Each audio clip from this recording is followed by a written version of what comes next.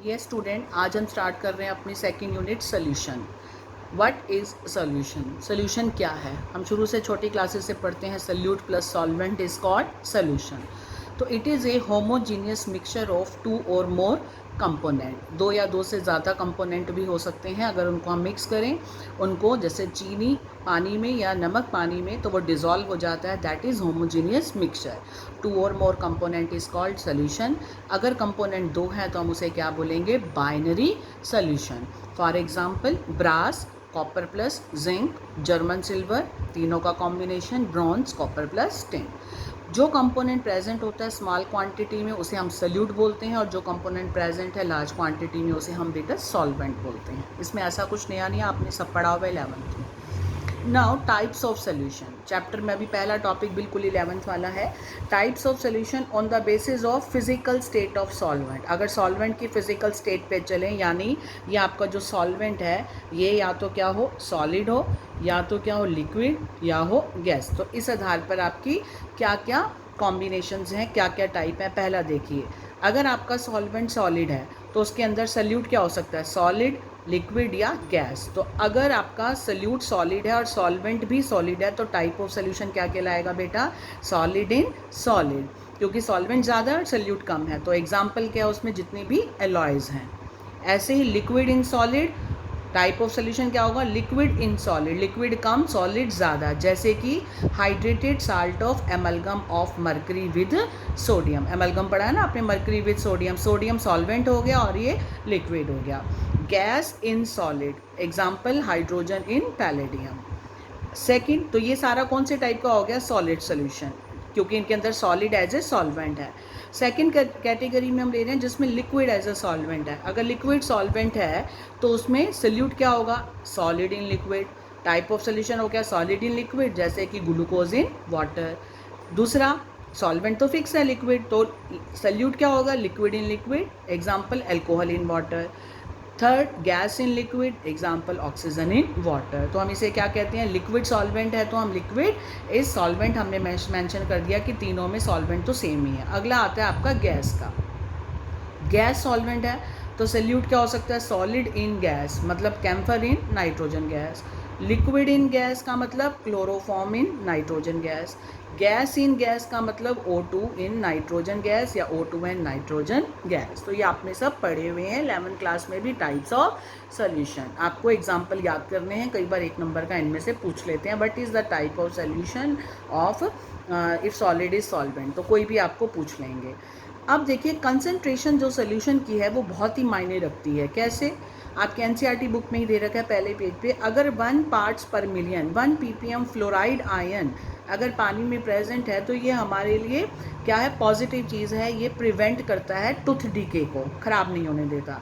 यही कंसंट्रेशन अगर 1 की जगह 1.5 ppm हो जाए तो it causes tooth to become mottle, टेढ़े मेढ़े हो जाते हैं अगर कंसंट्रेशन बढ़ जाए। और अगर कंसंट्रेशन 1.5 ppm से भी ज़्यादा हो जाए, हाई कंसंट्रेशन हो जाए फ्लोराइड आयन की पानी में, it can be poisonous. For example, sodium fluoride is used as a rat poison, चूहों को मारने के काम आता है।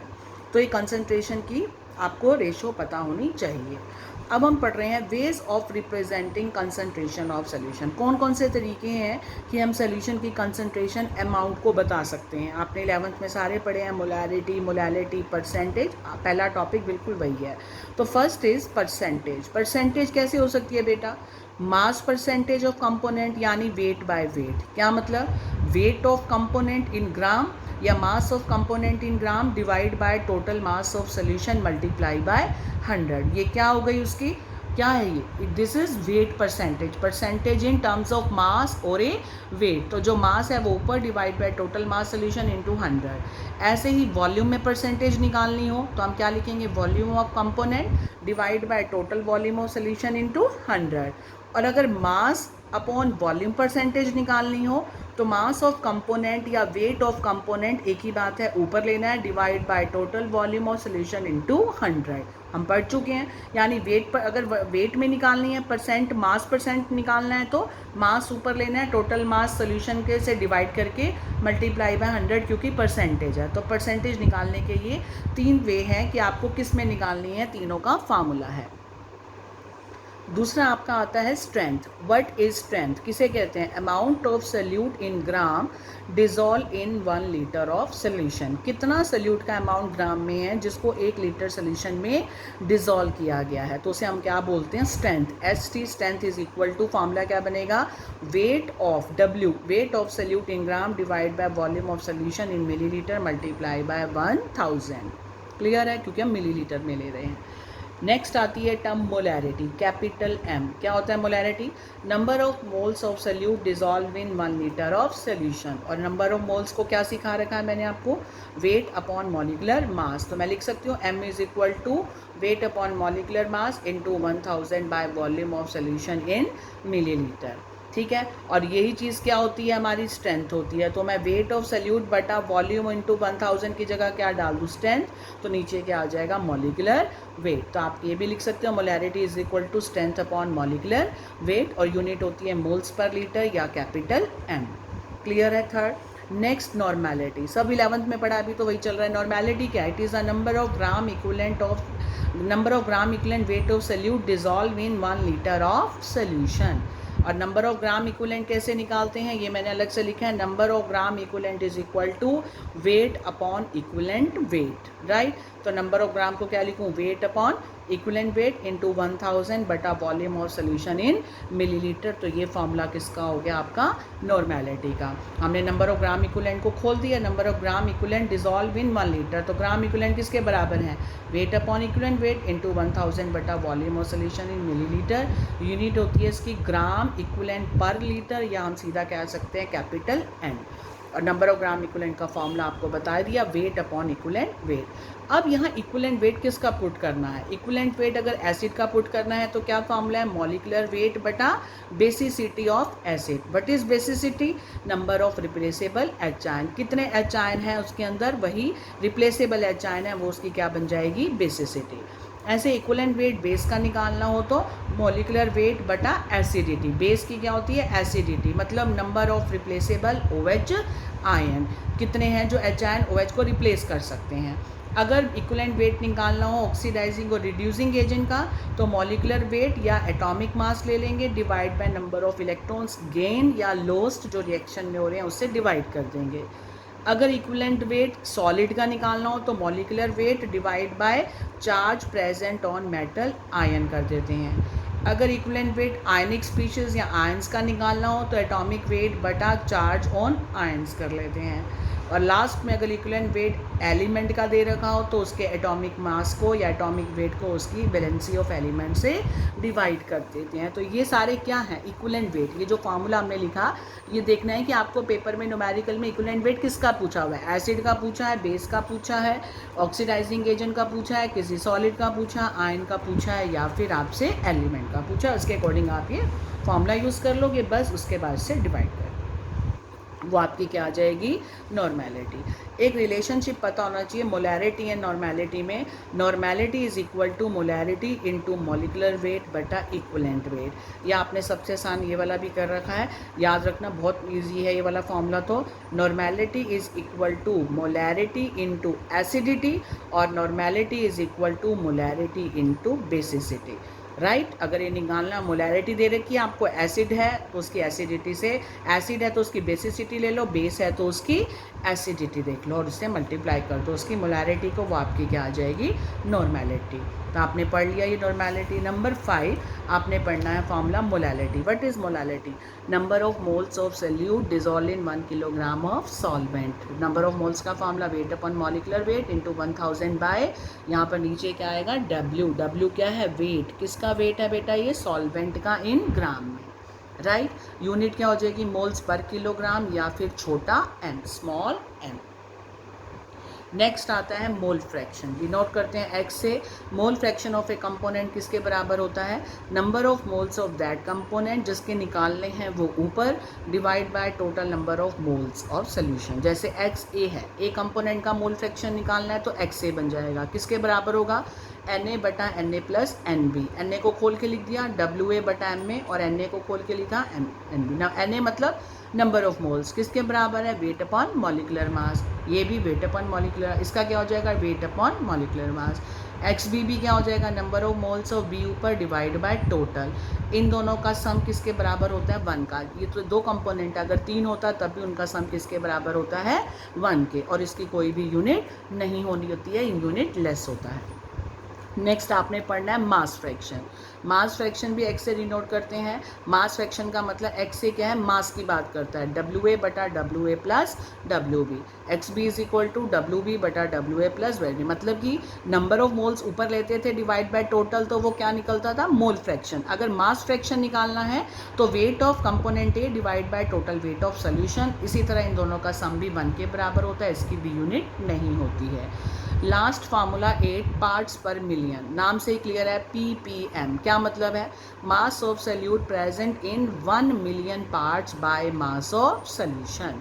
कितना सल्यूट का मास प्रेजेंट है, 1 मिलियन पार्ट ऑफ सोल्यूशन के अंदर, तो फॉर्मूला हो जाएगा ppm a is equal to mass of component जो सल्यूट है आपका a divide by mass of solution into 10 की पावर 6। 1 मिलियन हो गया ना, तो 10 की पावर 6। तो ये आपके बेटा फॉर्मूले हैं जो आपने 11th में भी एज इट इज़ करे हुए हैं। पहला टॉपिक तो आपका एज इट इज़ ही है। ये स्टूडेंट, अब देखिए next topic number 2, solubility. Solubility किसे कहते हैं, घुलनशीलता, नाम से ही क्लियर है। Solubility of a substance is its maximum amount which can be dissolved in a specific amount of solvent eight constant temperature. एक बीकर लिया, उसके अंदर पानी लिया, उसमें आपने चीनी डाली, घुल जाएगी। शुगर डाली तो घुल जाएगा, चीनी डाली, शुगर डाली, या फिर आपने नमक डाला, साल्ट जिसे कहते हैं हम, वो डाला तो उसके अंदर डिज़ोल्व हो जाएगा। तो वो उसे क्या कहेंगे, सॉलेबिलिटी, मतलब कितना कितना मैक्सिमम अमाउंट जो उसको एक पर्टिकुलर सॉल्वेंट के अंदर घोला जा सकता है, डिज़ोल्व किया जा सकता है, उसे हम क्या कहते हैं, सॉलेबिलिटी एट कांस्टेंट टेम्परेचर। तो हमने जो सॉलेबिलिटी पढ़नी है इस चैप्टर में, जो हमारा टॉपिक है सॉलेबिलिटी, 2 टाइप की पढ़नी है। कैसे सॉलेबिलिटी देखनी है, सॉलिड की इन लिक्विड, यानी लिक्विड में सॉलिड कैसे डिज़ोल्व होता है, उसको कौन से फैक्टर इफेक्ट करते हैं, जैसे कि नमक पानी में। दूसरा पढ़ना है solubility of gas in liquid, किसी गैस को लिक्विड में डिज़ोल्व करना हो तो उसको एक क्या फैक्टर्स हैं। तो मैं पहली स्टार्ट कर रही हूँ आपकी solubility of solid in liquid. Solubility of solid in liquid को मान के चलिए, एक लिक्विड पानी है, उसके अंदर हमने नमक ले लिया, तो amount of solute in gram in 100 gram of solvent to form the saturated solution. Saturated solution क्या होता है, आपने पढ़ा हुआ है पिछले 11th में भी। एक बीकर में आपने नमक लिया, उसको डाला, 1 चम्मच नमक डाला, वो डिज़ोल्व हो गया। आपने उसमें 1 चम्मच और डाला, डिज़ोल्व हो गया, एक और डाला, डिज़ोल्व हो गया। अब नेक्स्ट डाला, उसने डिज़ोल्व होना बंद कर दिया। तो मतलब कितना मैंने जो अमाउंट जो डिज़ोल्व हुआ है, अब वो सोल्यूशन सैचुरेटेड हो गया, अब उससे ज़्यादा उसको हम ऐड करते जाएं तो वो डिज़ोल्व नहीं होगा, राइट। तो solubility of solid in liquid का मतलब आपको देखना है कि सॉलिड को लिक्विड में हम जो डिज़ोल्व कर रहे हैं उसको कौन कौन से फैक्टर इफ़ेक्ट कर सकते हैं। पहला फैक्टर जो इफ़ेक्ट करता है वो है nature of solute and solvent, दूसरा इफ़ेक्ट ऑफ टेम्परेचर, और तीसरा इफ़ेक्ट ऑफ प्रेशर। मतलब अगर हमें किसी सॉलिड को लिक्विड में डिज़ोल्व करना है तो nature of solute and solvent कैसा होना चाहिए। उसने कहा polar solute dissolve in polar solvent and non polar solute dissolve in non polar solvent. क्या मतलब, याद रखना, लाइक डिज़ोल्व्स लाइक, एक जैसी चीज़ें एक जैसी चीज़ों में ही घुलना पसंद करती हैं। जैसे बेटा अगर आप इंटेलिजेंट हैं तो आपका ऑब्वियस है आपका फ्रेंड भी आप उसके साथ दोस्ती करेंगे जो पढ़ाई में अच्छा हो, नलायक नलायक के साथ खुश रहेगा, ऐसे ही चोर चोर के साथ खुश रहेगा। तो लाइक डिज़ोल्व्स लाइक मतलब एक जैसी चीज़ें। जैसे पोलर सल्यूट है, अगर सल्यूट पोलर है, पोलर आपने पढ़ा हुआ जिसमें 2 पोल्स हों, जैसे कि आपका पानी पोलर है, HCl पोलर है, HF पोलर है, तो पोलर चीज़ें पोलर सॉल्वेंट में ही डिज़ोल्व होंगी, और जो नॉन पोलर है यानी जिसके पास कोई चार्ज नहीं है वो नॉन पोलर सॉल्वेंट में ही डिज़ोल्व होंगे। जैसे नेप्थलीन है वो बेंजीन में सॉल्व होगा, बेंजीन क्या है, नॉन पोलर सॉल्वेंट, और नेप्थलीन क्या है, नॉन पोलर सल्यूट। ठीक है, पोलर आपको पता ही है, HCl है, H, और वाटर क्या है, पोलर सॉल्वेंट, तो पोलर पोलर में जाएगा, नॉन पोलर में, लाइक डिज़ोल्व्स लाइक। नंबर 2 आता है इफेक्ट ऑफ टेम्परेचर, किसके ऊपर, solubility of solid in liquid, right. अब क्या, अगर हम टेम्परेचर का इफेक्ट देते हैं तो हमने 2 कंडीशंस पढ़ी हुई हैं, अगर रिएक्शन एक्सोथर्मिक हो और एंडोथर्मिक हो। मान लो आपने एक लिया सल्यूट और एक लिया सॉल्वेंट, दोनों को मिलाया तो क्या बन गया आपका, क्या बन गया आपका सोल्यूशन, और हीट निकली। जो हीट निकली है, इवोल्व हुई है, इस तरफ है, तो उस रिएक्शन का नाम क्या हो गया? Exothermic reaction. अब इस रिएक्शन में क्योंकि हीट निकल रही है, अगर आप टेम्परेचर बढ़ाएंगे तो ली चैटलियर कहता है अगर आप टेम्परेचर बढ़ाएंगे तो इक्विलिब्रियम कहाँ जाना चाहिए? ली चैटलियर 11th में पढ़ा था, it will go in backward direction, means जहाँ पर सॉल्युबिलिटी कम होगी। यानी अगर एक्सोथर्मिक रिएक्शन है, delta H is less than 0, और अगर टेम्परेचर को आप इंक्रीज करेंगे तो सॉल्युबिलिटी डिक्रीज होगी, सॉल्युबिलिटी कम हो जाएगी। अगर रिएक्शन क्या है? एक्सोथर्मिक है। अगर यही उल्टी हो जाए, सल्यूट प्लस सॉल्वेंट है और हीट हमें इसको ऐड कर रहे हैं और ये सोल्यूशन बना के दे रहा है, तो ये रिएक्शन कौन सी जिसमें हीट प्लस है, हम बाहर से दे रहे हैं, एंडोथर्मिक है। एंडोथर्मिक में डेल्टा एच जो हीट है वो क्या है? ग्रेटर देन 0 है। तो टेम्परेचर बढ़ाएंगे तो क्या होगा? ली चैटलियर के according solubility will also increases. ये दो बातें याद रखना। अगर रिएक्शन एक्सोथर्मिक है, डेल्टा एच लेस देन 0 है, तो एक्सोथर्मिक है, लेस देन 0 होगा ही होगा, तो टेम्परेचर बढ़ाएंगे तो सॉल्युबिलिटी कम होगी, डिक्रीज होगी। लेकिन एंडोथर्मिक रिएक्शन में टेम्परेचर बढ़ाएंगे तो सॉल्युबिलिटी भी इंक्रीज होगी। ऑब्वियस है, हम हीट देंगे तो वो जल्दी जल्दी घुलेंगे, सॉल्युबिलिटी भी इंक्रीज होती है। हो गया ये फैक्टर सेकंड। टेम्परेचर का ये 2 फैक्टर आपको याद रखने हैं। नेक्स्ट आता है इफेक्ट ऑफ प्रेशर। अब कहता है सॉलिड को लिक्विड में डिसॉल्व कर रहे हैं, जैसे नमक है, नमक को आप पानी में डिसॉल्व कर रहे हो, ये आपका क्या है? लिक्विड है। तो इसमें क्या कहना चाह रहा है? इसमें there is no effect of change in pressure, because चाहे सॉलिड हो चाहे लिक्विड हो, दोनों ही इनकम्प्रेसिबल हैं। ठीक है, इसीलिए प्रेशर का कोई भी इफेक्ट नहीं होगा। आई थिंक आपको क्लियर हो गया। Solubility of solid in liquid का मतलब, अगर नमक को पानी में डिसॉल्व करना हो तो कौन से 3 फैक्टर हैं? नेचर, सल्यूट सॉल्वेंट का, effect of temperature and effect of pressure.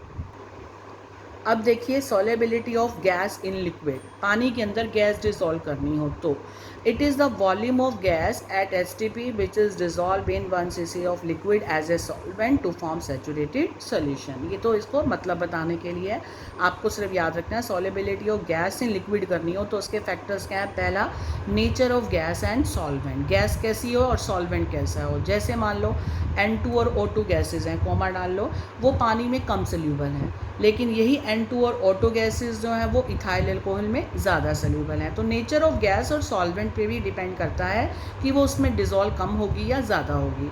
और जैसे HCl है, अमोनिया है, CO2 है, ये gases they are highly soluble in water.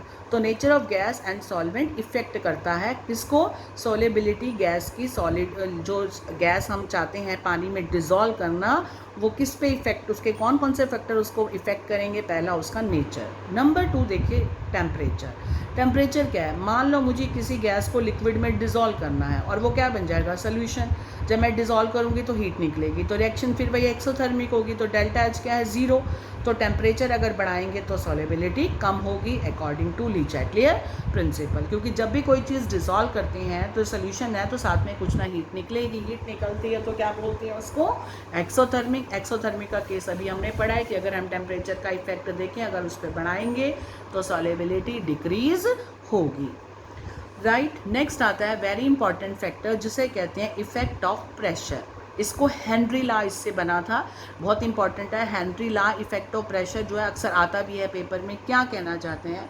Suppose आपने बीकर लिया, इसमें ये लिक्विड है, राइट। अब इसके ऊपर ये क्या लिक्विड है, जब जैसे, और ये गैस के ये वेपर्स हो गए और ऊपर से हम इस पर पिस्टन है, इस पर वेट लगा रहे हैं W1, हम इस पर प्रेशर बढ़ाते जा रहे हैं। जैसे जैसे हम इस गैस को इस लिक्विड में डिसॉल्व करना चाहते हैं। हमारा टॉपिक क्या है? Solubility of gas in liquid. Beaker में लिक्विड ले लिया, अब हम गैस डाल रहे हैं, इसको डिसॉल्व करना चाह रहे हैं। अब हमने ऊपर से प्रेशर लगाया, पिस्टन, इसको दबाते जाओ, प्रेशर बढ़ता जाएगा। पहले W1 था, फिर W2 लगा दो, W3 ऐड करते जाओ। जैसे जैसे आप प्रेशर डालेंगे तो क्या होगा? ज़्यादा से ज़्यादा गैस पार्टिकल इस सॉल्वेंट के अंदर घुसेंगे, अंदर जाएंगे, यानी सॉल्युबिलिटी बढ़ेगी। प्रेशर बढ़ाने से हमेशा सॉल्युबिलिटी बढ़ती है, क्योंकि प्रेशर इन गैस के मॉलिक्यूल पे पड़ रहा है, तो गैस मॉलिक्यूल जो थोड़े दूर दूर है, प्रेशर लगते ही वो पास पास आके इसके अंदर जाना शुरू कर देंगे, तो सॉल्युबिलिटी बढ़ जाएगी। ठीक है, तो इससे रिलेटेड एक लॉ आया जिसका नाम था हेनरी लॉ। तो हेनरी लॉ ने क्या कहा? Solubility of a gas in liquid, किसी गैस की सॉल्युबिलिटी लिक्विड में अगर चेक करनी है तो it is directly proportional to the pressure of gas at constant temperature. यानी कितना प्रेशर अप्लाई करते हो उस पर सॉलेबिलिटी डायरेक्टली प्रोपोर्शनल है, जितना प्रेशर ज़्यादा उतनी सॉलेबिलिटी भी ज़्यादा। तो ये हेनरी लॉ है। एक तो हेनरी लॉ की डेफिनेशन है, दूसरा हम उसको ये भी कह सकते हैं इस फॉर्म में कि partial pressure of gas in vapour phase is proportional to the mole fraction of gas in solution. क्या मतलब कि जो गैस है, ये देखो गैस के मॉलिक्यूल्स हैं, इनके द्वारा जो प्रेशर लगाया गया है, जब हम ऊपर से प्रेशर लगा रहे हैं, इन पे दबाव पड़ रहा है तो वो सॉल्युबिलिटी बढ़ रही है, क्योंकि नंबर ऑफ मोल्स, इस गैस के नंबर ऑफ मोल्स लिक्विड में ज़्यादा जाने लगे हैं, यानी मोल फ्रैक्शन गैस का बढ़ गया है। क्लियर हो गया? मोल फ्रैक्शन इंक्रीज हो गया। मोल फ्रैक्शन मतलब नंबर ऑफ मोल्स में गैस के इसके अंदर ज़्यादा गए, तभी तो सॉल्युबिलिटी बढ़ी है। तो ये कब हुआ? जब प्रेशर भी ज़्यादा लगा। तो हम कह सकते हैं partial pressure of gas in vapour phase. Vapour phase मतलब गैसियस फेस में जो प्रेशर है इनका वो डायरेक्टली प्रोपोर्शनल है mole fraction of gas in solution, यानी उनके नंबर ऑफ मोल से। तो P is directly proportional to X और P is equal to KH into X, where KH is called Henry's constant. तो हेनरी लॉ की definition एक तो ये है और दूसरी कोई भी दे सकते हैं, एक तो करनी है। आप दोनों का सेंस सेम है, बस उसको इस फॉर्म में ले आए कि पार्शियल प्रेशर जो है वो डायरेक्टली प्रोपोर्शनल है मोल फ्रैक्शन ऑफ गैस से। P is directly proportional to X, P किसके बराबर हो गया? KH into X। What is KH? It is called Henry constant. P किसके बराबर? KH into X। KH को हेनरी कांस्टेंट कहा, इसको बाहर निकाल लो। KH किसके बराबर हो जाएगा? P upon X। हम कह सकते हैं KH is inversely proportional to X। Clear? Means higher the value of KH at a given pressure, KH Henry constant की वैल्यू जितनी ज़्यादा होगी, lower will be the solubility of gas in liquid. Mole fraction क्या है? Solubility को ही बताता है ना, नंबर ऑफ मोल्स कितने गए, तो मतलब कितने घुले। तो जो वो होगी, जितना KH ज़्यादा होगा उतनी ही सॉल्युबिलिटी गैस की कम होगी। Right? If mole fraction is decreasing, अगर ये कम है तो सॉल्युबिलिटी भी क्या होगी? कम होगी, तो KH विल बी हायर। हम पढ़ चुके हैं ये भी। तो यही सेम बात वो कहना चाह रहा है, जब नंबर ऑफ मोल्स कम यानी सॉल्युबिलिटी कम, सॉल्युबिलिटी कम का मतलब KH विल बी हाई। तो हमारे पास ये फॉर्मूला क्या था? P is equal to KH into X आएगा। इस इक्वेशन को हम मान सकते हैं Y is equal to MX, linear equation है, इसलिए हमारा ग्राफ भी क्या आता है? लीनियर। अगर हम किस में प्लॉट करें? Partial pressure versus mole fraction. ये हमने ग्राफ प्लॉट किया HCl का साइक्लोहेक्सेन में, तो इसका ग्राफ क्यों लीनियर आता है? ड्यू टू दिस इक्वेशन जो हमने फॉर्मूला पढ़ा है, P is directly proportional to X, P is equal to KH into X। ये इक्वेशन लीनियर इक्वेशन की लिए है, इसलिए ग्राफ क्या आता है? लीनियर। तो different gases have different value of KH value at same temperature. Clear? अब इस पे बेटा न्यूमेरिकल आता है, कैसे? देखिए, H ये हो गया आपका सेकंड सॉल्युबिलिटी होगी, मोल आपका हेनरी लॉ आ गया। अब इसमें न्यूमेरिकल देखो, H2S गैस टॉक्सिक जो गैस है ये यूज्ड होती है क्वालिटेटिव एनालिसिस के लिए। अगर सॉल्युबिलिटी H2S गैस की पानी में स्टैंडर्ड कंडीशन पे 0.195 मोलैलिटी है, M है, छोटा m है, तो हेनरी लॉ कांस्टेंट KH को निकालिए। क्या कहा? H2S टॉक्सिक गैस है, इसको हम यूज़ करते हैं। अगर इसकी सॉल्युबिलिटी पानी में ये कितनी हमें पता है तो उसकी हेल्प से आप हेनरी कांस्टेंट निकालो। सबसे पहले तो देखो आपको सॉल्युबिलिटी दे रखी है 0.195 मोलैलिटी, मतलब इतने मोल्स H2S गैस के डिज़ोल्व किए गए हैं 1 किलोग्राम पानी सॉल्वेंट के अंदर, क्योंकि मोलैलिटी क्या होती है? वेट ऑफ सॉल्वेंट होता है। तो इतने मोल्स डिज़ोल्व किए गए। राइट? अब हम लिख सकते हैं 1 किलोग्राम वाटर का क्या हो गया? 1000 बाय नंबर ऑफ मोल्स कितने हैं? 18, तो इसका आ गया 15.5। क्लियर? अब आता है मोल फ्रैक्शन ऑफ H2S, क्योंकि मुझे KH निकालना है तो मुझे पहले XH2S का फॉर्मूला पता होगा तभी तो, क्योंकि मैं ये फॉर्मूला ही तो लगाऊंगी। देखो ध्यान से, ये फॉर्मूला क्या आपका? Pressure P is equal to KH into X। मुझे KH निकालना है तो मुझे क्या चाहिए? एक तो P चाहिए, एक X चाहिए। तो सबसे पहले हम क्या कर रहे हैं? X निकालना है। X निकालने के लिए फॉर्मूला क्या है? मोल फ्रैक्शन किसके? H2S के निकालने हैं, तो number of moles of H2S ऊपर divide by total number of moles of solution. Solution में कौन है? एक H2S और दूसरा पानी, यही दोनों है। इसके नंबर ऑफ मोल्स कितने हैं आपको दे रखे हैं? नंबर ऑफ मोल्स, उसकी मोलैलिटी 0.195, इसकी भी इतनी, और नंबर ऑफ मोल्स पानी के नहीं थे, हमने निकाल लिए 55.5। इसको डिजोल्व कर, इसको अपने डिवाइड कर दिया तो आपका मोल फ्रैक्शन आ गया 0.0035। आपकी एक चीज़ आ गई। क्लियर है? अब प्रेशर, अब हमारे पास क्या चीज़ नहीं है, प्रेशर नहीं है। प्रेशर हमें कहा उसने एसटीपी पे, एसटीपी का मतलब स्टैंडर्ड टेम्परेचर एंड प्रेशर पे 1 एटमॉस्फेयर होता है, और 1 एटमॉस्फेयर इज इक्वल टू 0.987 बार के बराबर होता है। हम यहाँ बार में ले रहे हैं क्योंकि हमारे लिए ये सारी ईजी हो जाएगी इसकी calculation. P is equal to K H into X, P H2S का है तो एक्स भी H2S होगा। यहाँ से के एच को बाहर ले आओ, के एच को बाहर ले आए तो आपका बना P H2S बटा एक्स H2S। P कितना है, प्रेशर इतना, और एक्स इतना, आपका आंसर आ गया 282 बार। इस ढंग से आपने कर लेना है। क्लियर है बेटा, आसान है। हेनरी ला कांस्टेंट, एक तो हेनरी ला की डेफिनेशन और इसका हेनरी ला कांस्टेंट का केएच का फॉर्मूला आपको आ जाता है, तो वो आपको आना चाहिए। सॉलेबिलिटी मोलैलिटी में दे रखी है, नंबर ऑफ मोल्स निकाल लो, मोल फ्रैक्शन निकाल लो, और इसके फॉर्मूले में यही तो हेनरी ला कांस्टेंट है, हेनरी का ही फॉर्मूला है, इससे केएच को बाहर ले आओ। अब लिमिटेशन क्या है, हेनरी ला के फ़ायदे भी हैं और नुकसान भी हैं। हेनरी ला की लिमिटेशन है, it is only applicable when gases are at low pressure and temperature is high, जिसे हम कहते हैं आइडियल गैस। आइडियल गैस वो होती है जो लो प्रेशर पे काम करे और टेम्परेचर हाई हो, तभी ये एप्लीकेबल है हेनरी ला। अब देखिए हेनरी ला की एप्लीकेशन आती हैं अक्सर। एप्लीकेशन क्या, फ़ायदे क्या हेनरी ला के, अक्सर पूछ लेते हैं हेनरी ला का डेली लाइफ में क्या यूज़ है। पहला, in the production of carbonated beverages, जितने भी हमारी सॉफ्ट ड्रिंक हैं, सोडा वाटर है, बियर वगैरह है, इन सब के अंदर हम गैस को डिज़ोल्व करते हैं। तो उसमें कार्बोनेटेड बिवरेजेस में हेनरी ला का क्या रोल है, देखो, to increase the solubility of CO2। इनके अंदर गैस फिल की जाती है तो उसकी सॉलेबिलिटी को बढ़ाने के लिए कार्बन डाइऑक्साइड की सॉफ्ट ड्रिंक्स में, सोडा वाटर में बोटल्स को सील किया जाता है अंडर हाई प्रेशर, क्योंकि हेनरी ला क्या कहता है, high pressure more will be the solubility. तो हाई प्रेशर पे सील करेंगे तो ज़्यादा सॉलेबिलिटी होगी, तो उसका टेस्ट अच्छा रहेगा सॉफ्ट ड्रिंक का। तो ये किस पे बेस्ड है, ये हेनरी ला पे, ठीक है। इसीलिए तो जब बॉटल को ओपन करते हैं तो पार्शियल प्रेशर CO2 का अबव सोल्यूशन कम हो जाता है और सॉलेबिलिटी कम हो जाती है, और CO2 बबल्स आउट, बबल्स के फॉर्म में बाहर आ जाती है जैसे हम उसको ओपन करते हैं, ठीक। तो यहाँ तक आपका क्या हो गया, इसमें रोल हो गया। दूसरा है स्कूबा डाइवर्स में, जो सी के अंदर जाते हैं, डीप सी डाइवर्स होते हैं, they depend upon the compressed air for their oxygen supply. So according to Henry law, solubility is directly proportional to pressure. So जैसे जैसे उनके N2 और O2 है, it will also dissolve in blood, वो dissolve होती जाएगी क्योंकि जब वो नीचे जाते जा रहे हैं प्रेशर बढ़ता जा रहा है। And due to higher partial pressure and greater solubility, N2 will remain dissolve, उनकी ब्लड में डिज़ोल्व होती रहेगी। एंड व्हेन, जैसे ही वो डाइवर्ट सरफेस पे आएगा, एटमॉस्फेरिक प्रेशर पे आएगा, यानी ऊपर की ओर आएगा, इट विल बबल, ये जो नाइट्रोजन गैस है बबल्स बनाएगी, और ये बबल्स उसकी कैपिलरीज को ब्लॉक कर देंगे और उसको डिसीज़ हो जाएगी जिसे हम कहते हैं बेंड्स, राइट।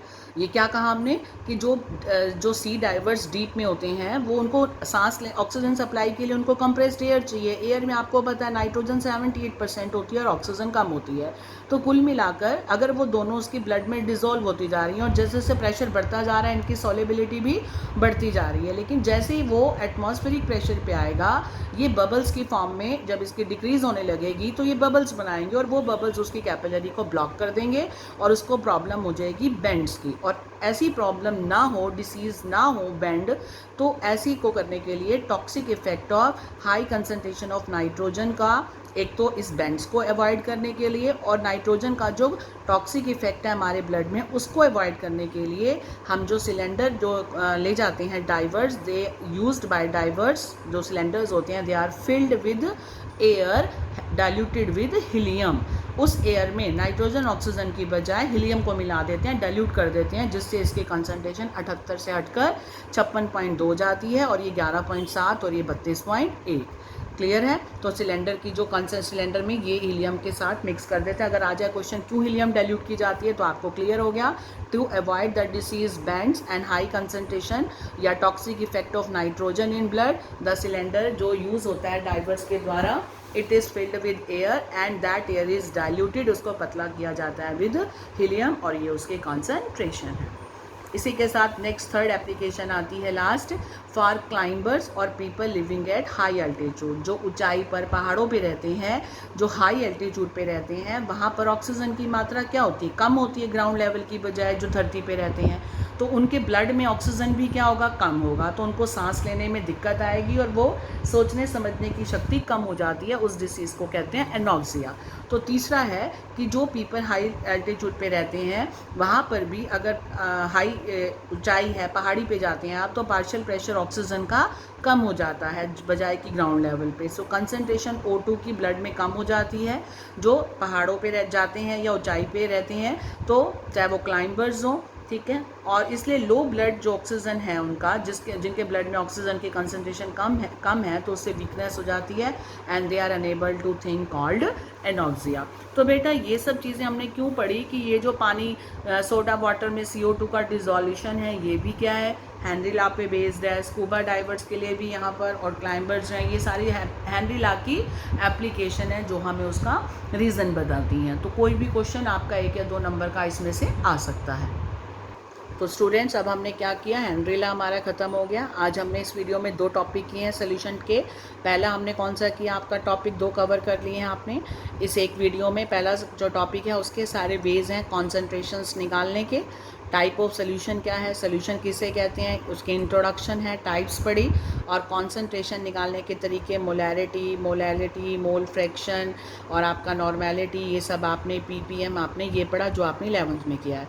दूसरा टॉपिक बेटा जो हमने कवर किया है दैट इज़ क्या है, सॉल्युबिलिटी। और सॉल्युबिलिटी क्या है, घुलनशीलता किसे कहते हैं, और ये 2 टाइप की होती है, सॉलिड इन लिक्विड और दूसरा gas in liquid, right. Solid in liquid के 3 फैक्टर्स हैं, ऐसे ही गैस इन लिक्विड में 3 फैक्टर्स हैं।